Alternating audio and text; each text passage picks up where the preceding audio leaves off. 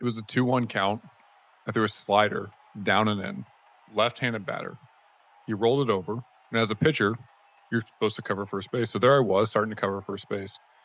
I realized it was going to the second baseman. He fielded it. He threw it to the first baseman. And that was it. That was the end of the inning. But it was more than just the end of the inning. As I was walking off the field, I knew it was over. Not just the inning, not the game, my entire career. That was it. I was done.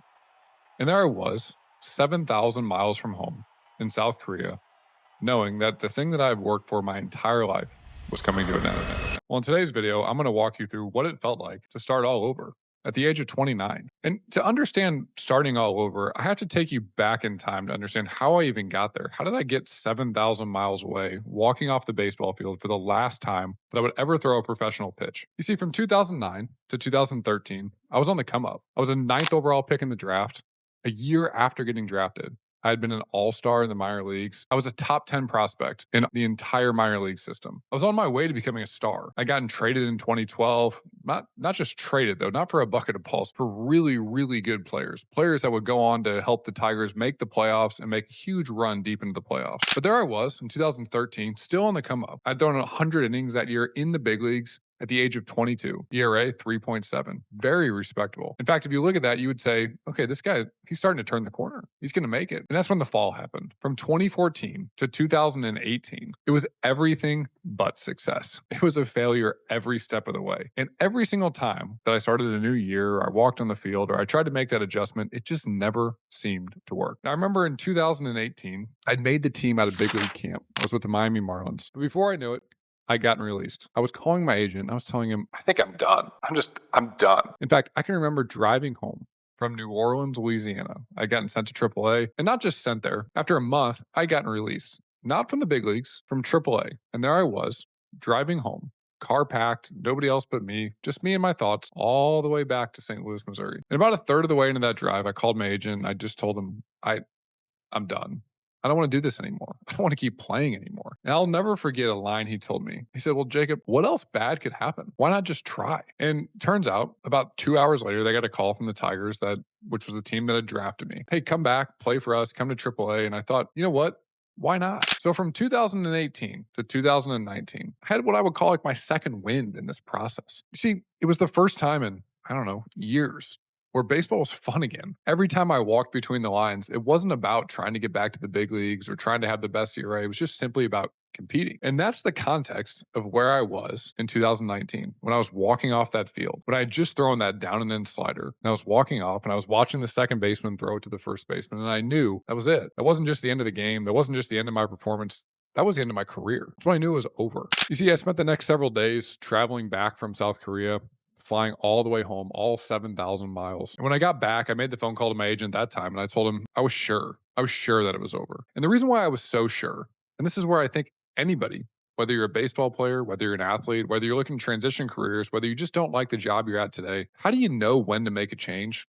And for me, I just simply knew my heart wasn't in it anymore. I wasn't going to be able to give all the day-to-day work that it would require, not for me to have success on the field, but simply just to have a chance of success, just to be able to go out there and know that I was putting my best foot forward. And the way that I thought about it was, if I wasn't going to put in the work, if I wasn't going to do all the little things in the offseason to make sure that I could even have a chance of success the next year, I wasn't just doing myself a disservice. I was doing the guy that maybe could have that spot in the next spring training a disservice as well. And that's how I knew it was time to move on. You see, but after that phone call, while there was almost like this sense of relief that like, okay, I'm going to be doing something else, this new excitement, this honeymoon phase, 24 to 48 hours later, I was sitting there, and I commonly refer to this now as the jaws of life were staring me in the face. What I mean by that is baseball was over. And baseball was everything that I had known from the time I was roughly 15 years old to the time I got done playing at 29. I hadn't finished my college degree. I didn't know if I had really any skills that were going to immediately translate. And you might be thinking, well, Jacob, you were a professional athlete.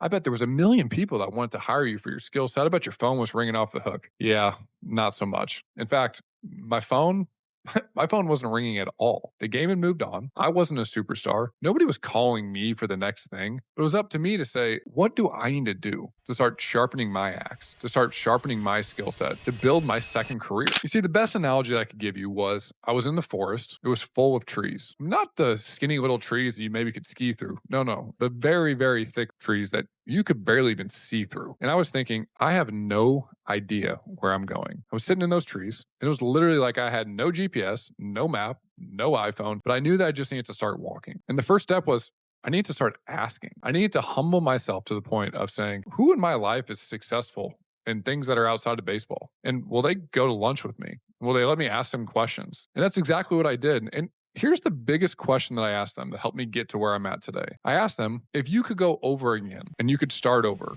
would you choose to do the same thing you're currently doing now? Now, to give you context, these are people that were successful in the walks of life that they had chosen. We're talking about attorneys, we're talking about investment bankers, we're talking about wealth managers, we're talking about real estate professionals, people that were at the top of their game. But I asked them the simple question. I know you're successful now, and I know you've put in all this work, so you're going to keep doing what you're doing. But if you were me, or if you were in your situation, you were starting all over again, would you do the same career? And it was so fascinating to see that oftentimes the answer was no. Yeah, they were going to keep doing it because they'd been doing it so long and they'd put in all the work and they'd put in all the hours and they'd gotten the specialized degrees. But the answer was no.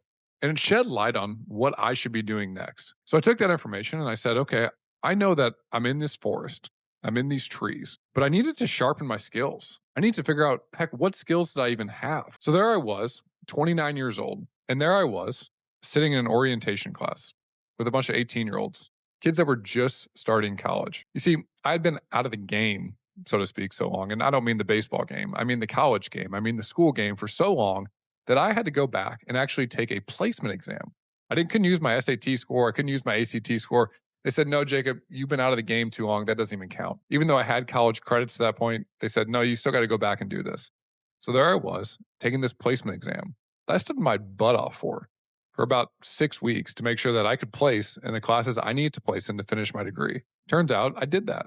I pushed forward, I finished my degree. And as I was doing that, I asked somebody for a job. Now, it wasn't the type of job that you're thinking about. I didn't ask for any money, really. I said, I just know I need to learn some skills. I realized I was in the forest. I needed to sharpen my axe. This wasn't about me making the most amount of money. In fact, I was earning so little money in that role that I could have made more as the Domino's pizza driver by my house. And you might think that's a funny analogy, but it's the truth. In fact, I can remember driving home each day after work, and there was this sign outside the Domino's pizza, and it said, delivery drivers, $15 an hour plus tips. Now, at the time, I was making less than that, but the reality was this was the most valuable role I had had, maybe ever, because this was the thing that was going to vault me to what I was going to do next. This was the thing that was going to vault me to where I'm at today. I didn't quite realize it at the time, but how would I? I was sitting in the forest, full of trees, trying to sharpen my skill set, trying to sharpen my axe so I could start cutting down some of these trees. But the one thing I did know was I needed to start making progress. I needed to take the next step. And here's my advice for anybody out there. Whether you're an athlete, whether you're an entrepreneur, whether you're a key employee, if you're looking to transition from one thing to the next, my advice is simply this. The first thing you do does not have to be the perfect thing, but you need to start taking steps. You need to start moving forward because at the end of the day, you're going to be in the forest. It's going to be full of trees and you're going to have no idea what's on the other end of those trees. But I'll tell you what, you're never going to find out if you don't start taking those steps. And many of those days, it's going to feel like you're going absolutely nowhere. I share all this context with you to help you understand that I didn't have this grand plan. If you don't know me, you might be thinking, what grand plan do you mean? Well, today I own a financial planning firm that specifically helps athletes and entrepreneurs, Moment Private Wealth. We work with some of the most elite athletes in the country. We work with some of the most impressive entrepreneurs in the country. We manage hundreds of millions of dollars for clients. This business wasn't anything more than an idea 6 years ago, but today it's a reality. Today it's a reality that my platforms that I post on, things like these videos, reach hundreds of thousands of people a month. But 6 years ago, I barely even had social media. I had never really posted on it before. 'Cause remember, I was stuck in the trees. So when I tell you that I was starting over at the age of 29, I mean it. In fact, at 29, I felt like I was on the top of Mount Everest. I was a professional baseball player. I was making $1.5 million my last year playing. So when I say I was starting over, I went from the top of the mountain all the way back to base camp. And not only just base camp, it was base camp, but I was sitting in a million trees. And I had no idea what was on the other end of those trees. So here's my advice for anybody out there. If you're transitioning out of whatever you're doing, you need to understand that you're not going to have the perfect plan. But just like I talked about, you're going to have to make the next steps. And the reason why I share this video with you in the first place is because I want you to understand that 6 years later, as I'm building this business, as I feels like I have this roadmap of where I'm going, as it feels like there's people that have asked me, oh, Jacob, did you have this grand plan to build this business when you got done playing? And the truth is no. Even today, I sit there and I think, oftentimes I'm still in that forest. I'm still cutting down those trees. I'm still not totally sure what's on the other side of those trees. I'm still trying to sharpen my axe. So if you're out there and you're wondering, is this all that there is? So you're wondering, should I be doing something else?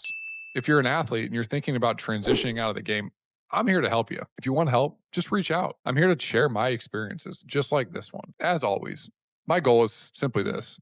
I'm here to help you get smarter with your money, but I'm here to do it in a way to share the real, honest take of what it took to get to where I'm at today.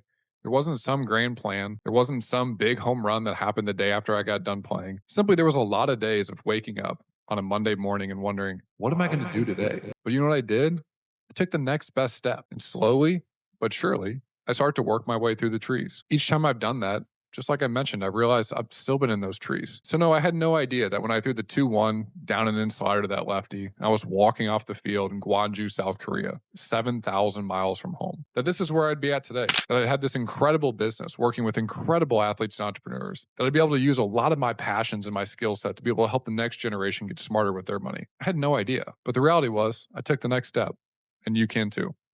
Until next time, my friends.